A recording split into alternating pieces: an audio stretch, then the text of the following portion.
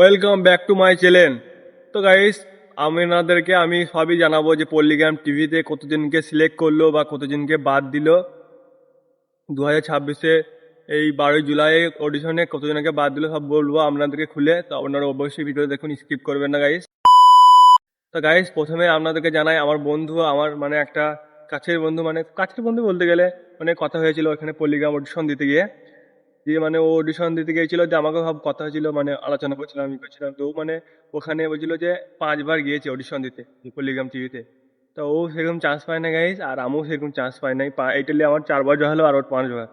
তা গাইস, ওই ছেলেটা বলছে আমাকে যে আজকে ফোন করেছিলাম ওকে, কালকে ও আমাকে ফোন করেছিল। দিয়ে কালকে শুক্রবার ছিল, শুক্রবার দিনকে সবাইকে ডেকেছে, যতজনকে সিলেক্ট করেছে ওরা 150 জন, 140 জনকে মোটামুটি ডেকেছিল ফোন করে। ওই বন্ধুর আর একটা বন্ধু সিলেক্ট হয়েছিল বা ওকে ফোন করে ডেকেছিল, দিয়ে তাই ওকে ডেকেছে। দিয়ে ও ওর সাথে গিয়েছে। দিয়ে ওই বন্ধু আমাকে এখন ফোন করেছিলাম গাইস 9টার সময় সকাল। দিয়ে ওই বন্ধু বলছে যে যে আমাকে সিলেক্ট করে না। এই বন্ধু কি করার আর? আমার গেলাম, প্রচণ্ড মন খারাপ হয়ে গেল। এইভাবে নিজে ওকে গেলাম যে আমি টাকা খরচা করে শুধাবো যে আমার বন্ধুকে ডেকেছি যখন, আমি আবার যেয়ে দেখে আসি। তো সেরকম ওর চান্স পায় না গাইস। দিয়ে ওর মনটা বিশাল খারাপ হয়ে গেলো। তো আমাকে বলছিলাম খুলে যে গাইস, অনেক দূরকার ছেলে হয়ে নিয়েছে।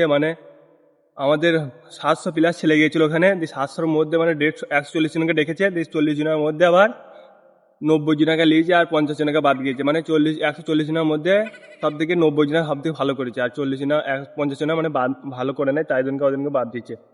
তাই আমাকে ওই বন্ধু বলছে, সব খুলে বলছিল। রেকর্ডটা আপনারা যদি শুনেন তা অবশ্যই শোনাচ্ছি গাই। হ্যাঁ হ্যাঁ হ্যাঁ, খুব আশা করে গেছিলাম গো। আর সবচেয়ে বড় কথা যে আমার ভীষণ কষ্ট হয়েছে, কি বলবো তোমাকে। কারণ আমি এইসব কাজের দিকে আসছি, বুঝতে পারলা। আমি করি কিন্তু একটা ভালো পার্মানেন্ট জায়গা পাচ্ছি না, বুঝতে পারলা। সেই কারণে আমি চাইছিলাম যদি এখানে আমি কাজটা যদি পাই তা ভালো হইতো। হুম। আরে আমার থেকেও যে ফার্স্ট টাইম গেছে তাকে পর্যন্ত লিয়ে লিজে গো। হ্যাঁ হ্যাঁ, ওই করেছে। কালকে জিজ্ঞেস করলাম, ভাই তুমি কি অডিশন দিয়েছিলে সেদিনকে?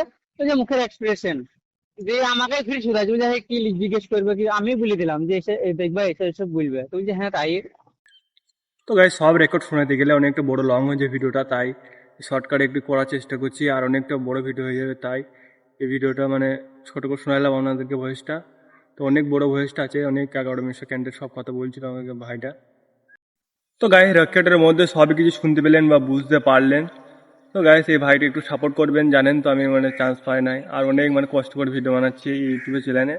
আর আমার অভিনয় কীরকম তা অবশ্যই যেন দেখতে পান, বা সেরকম এক্সপিরিয়েন্স দেখাবো। যদি আপনারা যদি কমেন্টে জানেন যে আপনি এক্সপিরিয়েন্স দেখান বা কীরকম পারেন দেখাবো। তো অবশ্যই গাইস আমাকে একটু সাবস্ক্রাইব করে দেবেন, আমার পাশে থাকবেন। সবাইকে ভালো থাকবেন, সুস্থ থাকবেন। আল্লাহ হাফেজ।